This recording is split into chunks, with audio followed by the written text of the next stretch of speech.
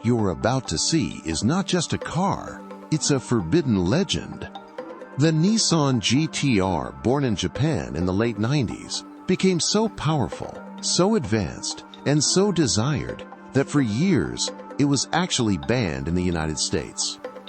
Today, I'll reveal the real reason why the government didn't want you to drive it, and how that ban turned this machine into one of the most legendary cars in automotive history. Launched in 1999, the GT-R came with the now iconic engine that would define a generation of enthusiasts, a 2.6-liter twin-turbo inline-six power plant, known internally as the RB26DETT. This wasn't just another engine, it was a masterpiece of Japanese engineering, featuring individual throttle bodies for each cylinder and a bulletproof iron block that could handle massive amounts of boost. Officially, Nissan rated it at 280 horsepower due to Japan's infamous Gentleman's Agreement, a voluntary pact among Japanese manufacturers to limit stated power outputs on their performance cars. But in reality, dyno tests consistently showed it pushed well over 320 horsepower straight from the factory, with many examples producing even more power right off the showroom floor. It wasn't just about raw power, though the GT-R had that in spades. The machine came equipped with cutting-edge technology that put it years ahead of its competition.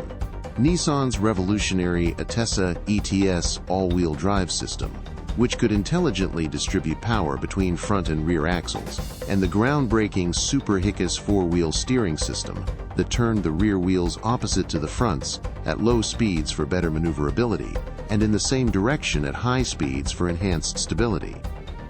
These features combined to make it a precision weapon of unmatched capability, delivering devastating performance both on the track where it dominated and on the streets where it became legend. It wasn't just a car, it was a technological tour de force, a glimpse into the future of what automotive engineering could achieve when passion met innovation. So why would the US government ban such an incredible machine that enthusiasts around the world were desperately craving? The answer lies in America's incredibly strict and complex import laws that governed every vehicle entering the country. Every single car sold in the United States had to meet rigorous federal motor vehicle safety standards, covering everything from crash test requirements and airbag specifications to headlight beam patterns and bumper heights, as well as stringent EPA emissions regulations that were becoming increasingly demanding year after year.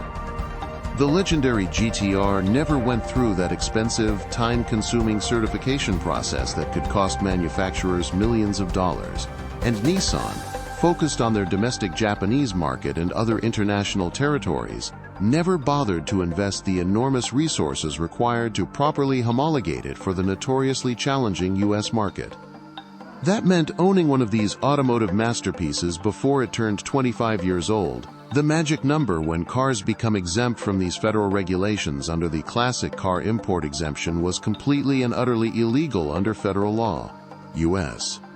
Customs agents would ruthlessly seize them at ports of entry, and sometimes even crush them in heartbreaking displays of bureaucratic power, destroying hundreds of thousands of dollars worth of engineering excellence in the process. Imagine witnessing an engineering masterpiece, a car that represented the pinnacle of 1990s automotive technology, being treated like dangerous contraband or illegal narcotics.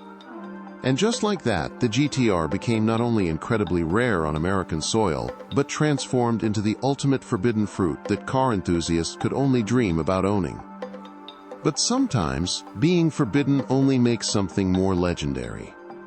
The exploded in global popularity when it appeared in Fast and Furious, driven by Paul Walker's character Brian O'Connor. Overnight, the Skyline became the poster car for an entire generation. Street racers, tuners, and car lovers around the world worshipped it. And in the US, the ban only added fuel to the fire. The harder it was to get, the more people wanted it. The Skyline wasn't just a car. It was a symbol of rebellion, speed, and culture. Now things have dramatically changed in the most incredible way imaginable for American enthusiasts who waited decades for this moment. Thanks to the sacred 25-year import rule that has become the holy grail of automotive legislation, Many legendary GT-R are finally legally crossing onto American soil for the first time in their existence. The floodgates have opened, and the forbidden machines that were once seized and destroyed are now welcomed with open arms by collectors and customs officials alike. Collectors with deep pockets are paying absolutely insane prices that would have seemed impossible just years ago, with pristine, low-mileage examples regularly selling for over $400,000 at high-end auctions like Barrett-Jackson and R.M. Sotheby's, and some exceptionally rare variants or perfect condition examples commanding even higher astronomical figures that rival exotic supercars from established European marques. It's no longer just a mythical car that you could only dream about experiencing through video games like Gran Turismo or watching in Fast and Furious movies. Now it's a tangible, drivable, rolling piece of automotive history sitting in American driveways and garages. A forbidden dream that seemed impossible for an entire generation of enthusiasts is finally, miraculously becoming reality. But only for those fortunate enough to afford the eye-watering prices that these legendary machines now command in today's red-hot collector car market. The Nissan GT-R was the car the government didn't want you to drive, and that ban turned it into one of the most legendary machines of all time. But here's the question: do you think any modern electric car like a Tesla Plaid will ever reach this same mythical status? Drop your thoughts in the comments, hit that like button if you'd love to drive in, and don't forget to subscribe for more stories of cars that shaped automotive history.